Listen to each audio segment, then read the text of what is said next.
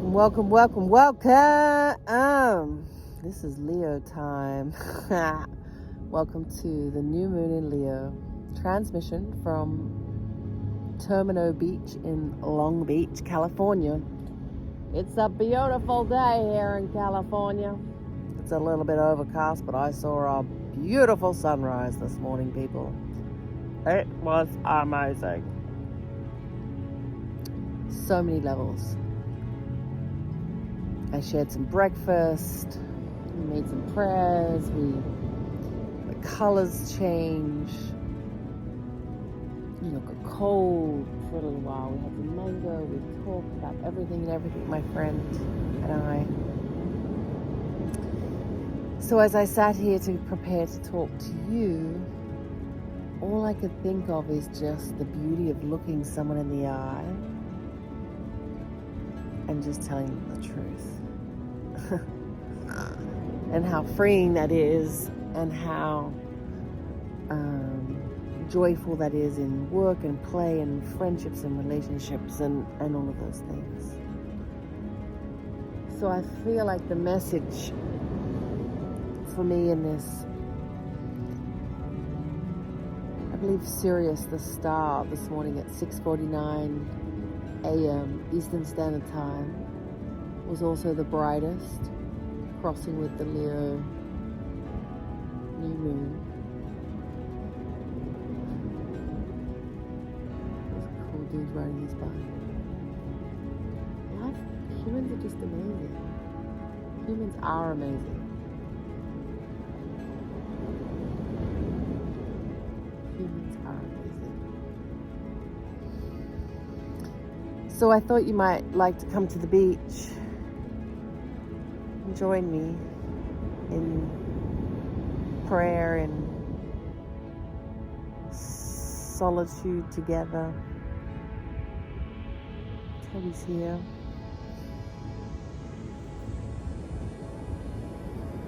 And pray with me we could just do the serenity prayer.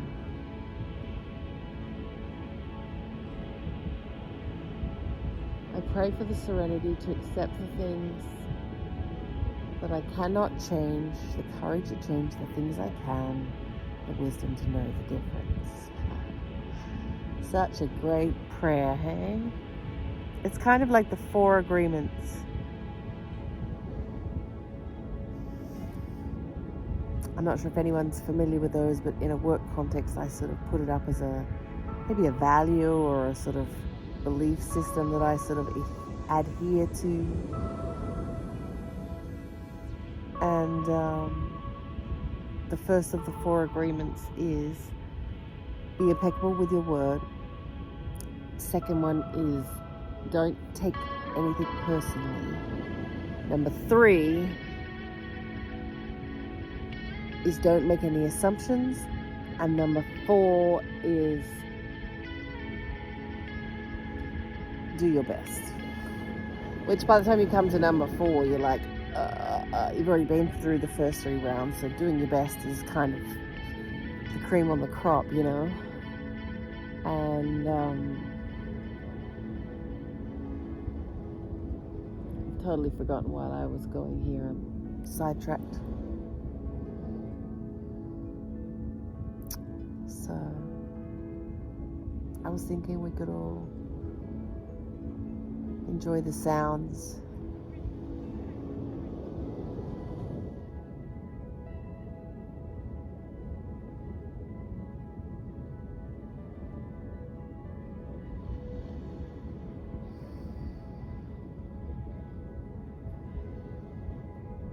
If it's available to you, close your eyes.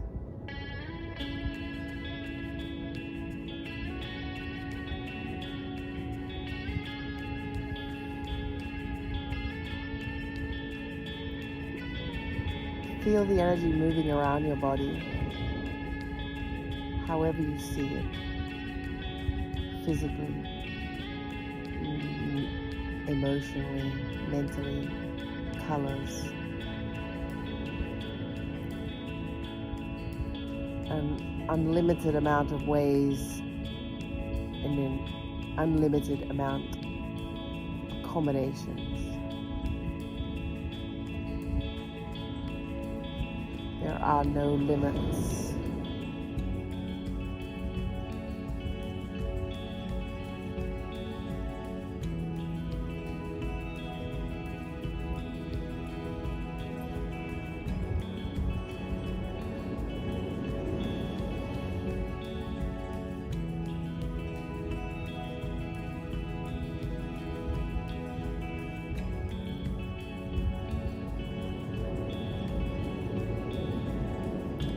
Use your mind and your senses to connect to each part of your breath as it comes in and out of your body. Kind of like a wave. You can almost feel the breath coming towards your nose as you breathe in. Whatever's in that environment, you're going to smell. When you breathe out, whatever environment on your body is going to feel the pressure. On the floor, on the bed, on the chair, standing up, sitting down. Someone next to you, someone not next to you, child, parent.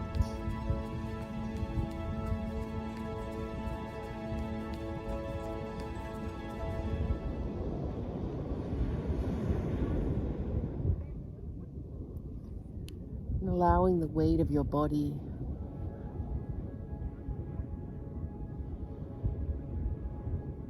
to sink into the surface beneath you.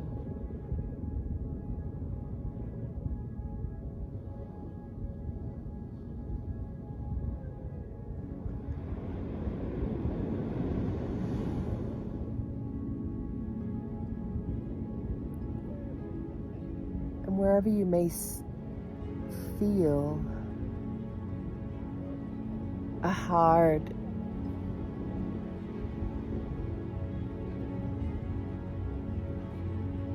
edge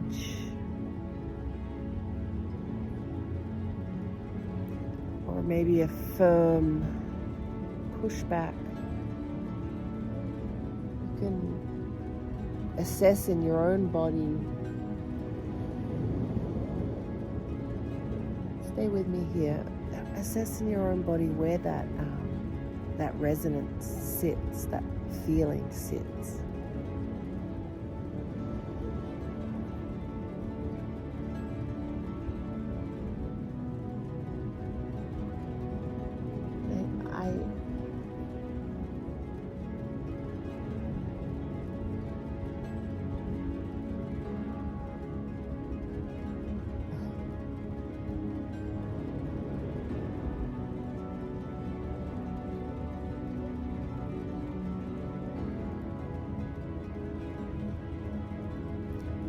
The beauty of how life shows up for you.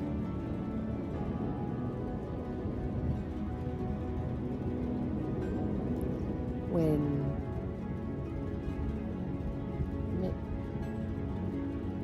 there are so many ways you could say it,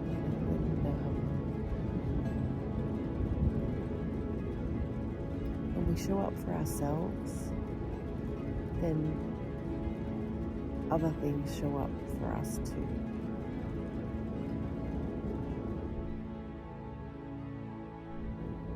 And I think that again, it's a feeling. It's a resonance in our body when I think these binary words of like girl, boy, wrong, right, left, maybe left and right makes sense because there's a physicality to that, a location point if I'm further here on the beach versus here on the beach. But there's something about that resonant feeling, and I think I've been writing a lot about like when we're in alignment with ourselves. Stay with me. It's like a new theory I'm sort of breathing into, let's say. If you think about it in the context of children,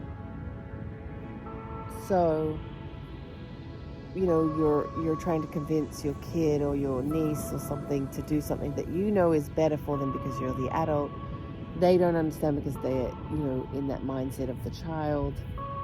Yet on a vibrational level, they know when everything is off and on. Like vibrationally on the up and up, or vibrationally on the down. Like in the lower vibrational, if we're going to use the equator as. So I guess that's binary to some degree. I don't know what, it's a Freudian, I don't know what camp this falls into, this thinking. So that concept of when you're interacting with a kid and there's either, even like a puppy, you could use it, you're, let's say rewarding them or reprimanding them in a binary way. Obviously that's a spectrum for all types of behaviors and experiences and things. And then, the words we choose, the actions we do, all of them have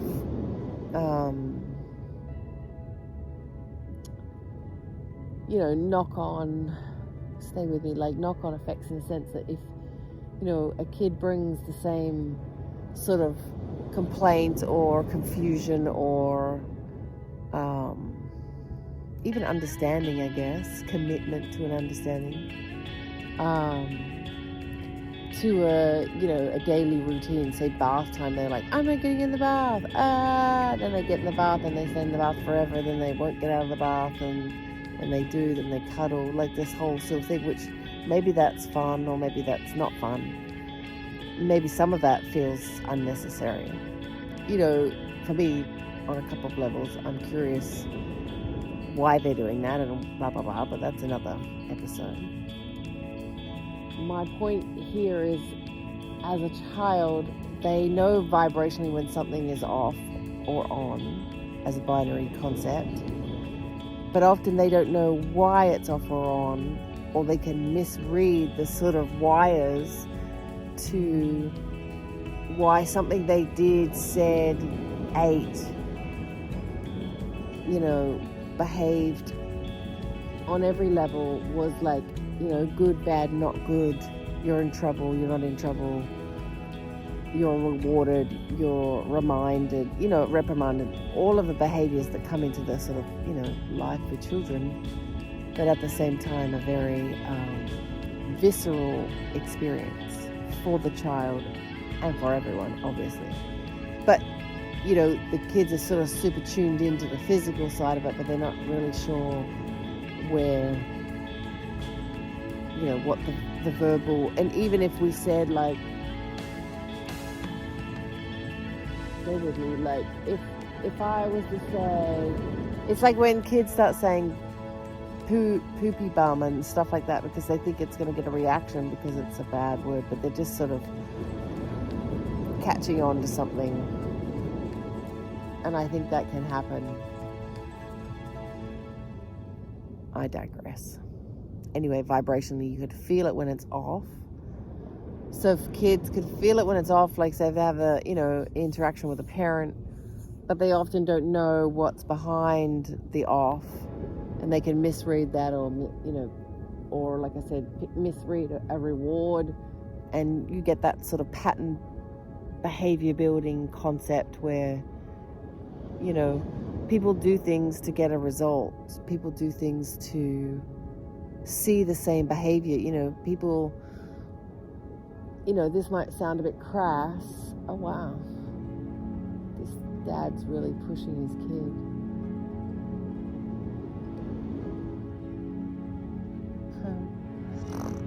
I love California.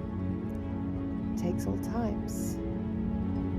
I always felt like I was the female version of that Californication guy, whatever his name is, David. Anyway, the Aussie version.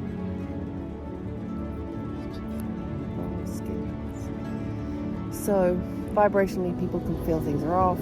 Kids can feel it, but they don't understand why, or they don't have the right synapse connection, maybe with the meaning or the understanding behind what that feeling is about. It maybe just goes into a good bad bucket, and they don't necessarily necessarily investigate. So I think there's an interesting conversation, side note, / another episode of actually being in dialogue about that stuff with a kid. And, kind of asking them those questions, that auditory type of questioning that they can then ask about themselves to learn more about their vibrational understanding, so then they can know where to place it. I think we all feel it. They say, like singing, you can hear it in different places in your head. So I think we can all place pain in our body. We all know when we've got pain in our lower back, fighty bums. Anyway, you know what I mean. If not, email me. Just kidding. Text me. Actually, WhatsApp. That's much better. Anyway, or call, because I like speaking on the phone. If anyone wants to call me and talk about this stuff, call me. Call Tony. What is it like? What's that lady, Delilah? Late nights with Delilah. Late nights with Delilah. That's terrible. Sounds like a vagina. Anyway, vibrationally we can feel things are off. So, that could also be, we could extrapolate this base theory here, which is clearly not something I've, I don't believe I invented this. This has been happening for years, but I have, packaged it in a way in my own mind that makes more sense for me cognitively, which is now what I'm sharing with you. This concept of kids not knowing how to read when things are vibrationally off. And I think that's kind of takes me back to the very beginning, when you could look someone in the eye and be like, straight up being like, what's up? In those moments. I think that's what, to me, Leo is. And a new moon in Leo is like, I'm in this moment, you're in this moment, things are off, I'm going to say what's up. With all full compassion of like, how do we resolve this feeling? Because I can't stand here and pretend that I don't feel it. Because that's just like, for sake of a better word, we should bleep this out right now. Fuckery. And who's got time for that? Not me. So that's what this new moon in Leo means. And maybe the serious bright star concept is like, let's just shine a light on that. But it's really love that you're shining on it. I think that's the thing. Maybe in the beginning, the only binary maybe that there is, or does this kind of beg more conversation too, I'm sure. Like, love and fear are the only two binary, not feelings. Are they programs? Are they directions? It's just love. That's it. Everything else, maybe it's just one. All we need is love. Everything else that isn't love, which we can feel, to drill it home there again, is everything that isn't love isn't real. Right? Well, there's something to put in your pipe and smoke it, hey kids? Anyway, thanks for listening. That was fun. Here for another week or so. Heading southwest, maybe. Doing some beautiful work with my natural environments, making some videos, working on some new art collections, spending a lot of time with the children, which I love, as you all know. What's up with my face moving and my voice moving in that moment? Everything's interesting and everything's a choice. And life is beautiful in California. You wouldn't want to live here. Love you. Okay, and the bit I want to add to that,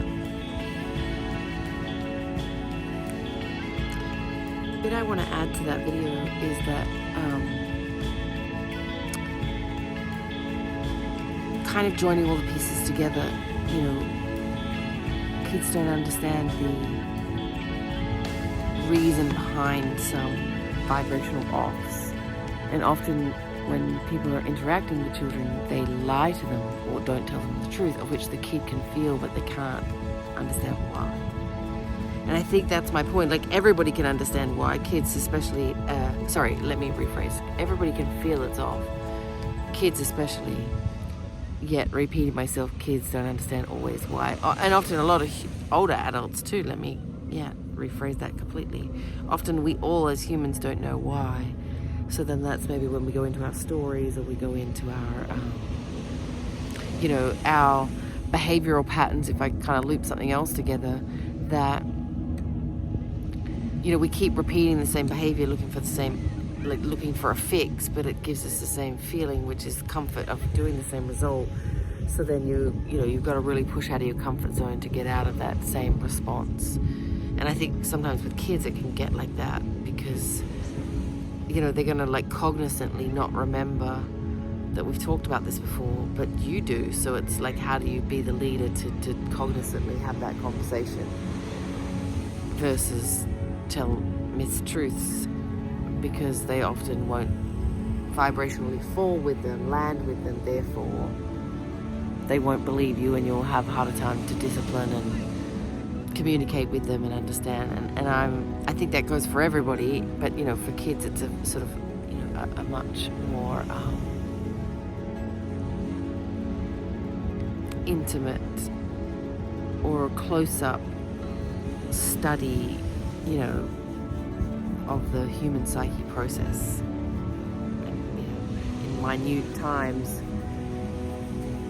regularly you'll get outbursts or experiences which are the kids pushing against something that they know is off, but they can't work out why to affect it. They know that behaving like this gets mom and dad doing this, which gets them being this. Everything is all, except, often they're not realizing that actually, even, when you babysit kids, you're like, I'm literally the person that can, gatekeeper you to all that you want. But because you cognitively can't get that, we have to do the same dance. So having truth around that.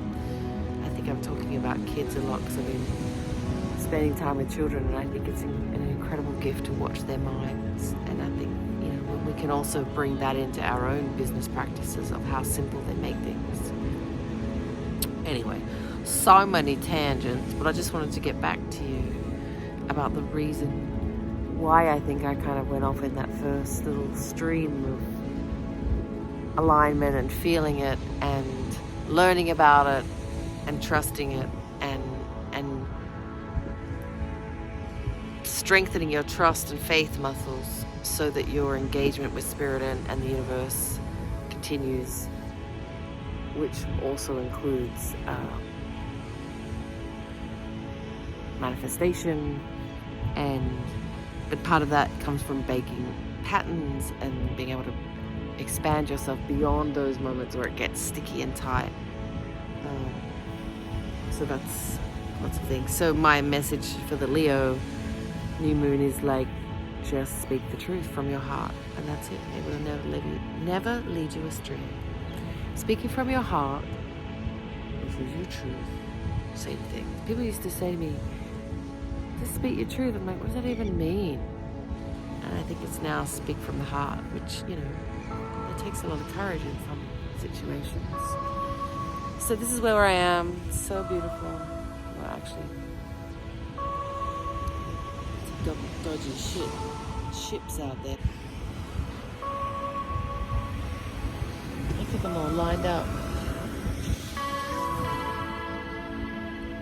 floating in the ocean. There's hundreds, maybe not hundreds, but there's a lot. Anyway, love to you all. Thank you for being with me today.